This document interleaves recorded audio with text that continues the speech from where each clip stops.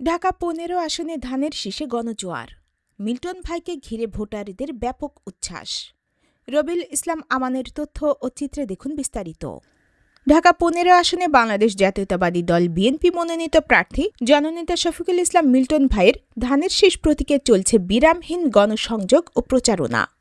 নারী পুরুষ নির্বিশেষে সাধারণ মানুষের স্বতঃস্ফূর্ত অংশগ্রহণে পুরো এলাকা যেন রূপ নিয়েছে গণজোয়ারে।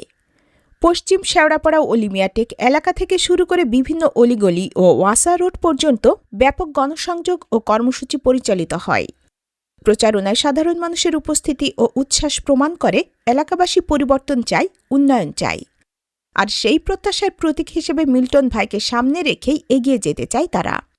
গণসংযোগকালে উপস্থিত ছিলেন জনপ্রিয় কাউন্সিলর আহসান উল্লাহ হাসান এবং সাবেক কাফরুল থানা যুব দলের সংগ্রামী সভাপতি শরীফুল ইসলাম মিলন। এছাড়াও বিএনপি ও এর অঙ্গ সংগঠনের অসংখ্য নেতাকর্মীর ঐক্যবদ্ধ উপস্থিতি পুরো প্রচারণাকে আরও শক্তিশালী ও প্রাণবন্ত করে তোলে। নেতাকর্মীদের স্লোগান, সাধারণ মানুষের ভালোবাসা আর সমর্থনের মধ্য দিয়ে এগিয়ে যাচ্ছে বিজয়ের এই কাফেলা।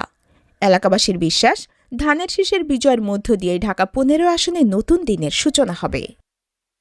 ভেঙে গেছে, ভালো কোনো নির্বাচন হয়নি, ভালো নির্বাচনে বিএনপি অংশগ্রহণ করতে পারেনি, আমরা অংশগ্রহণ করি।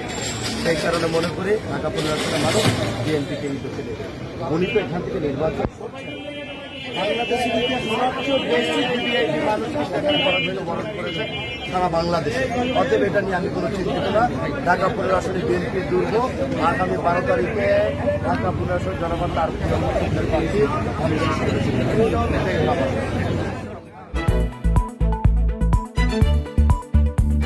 দৈনিক যায় যায় বেলা, সত্যের সন্ধানে সারাক্ষণ।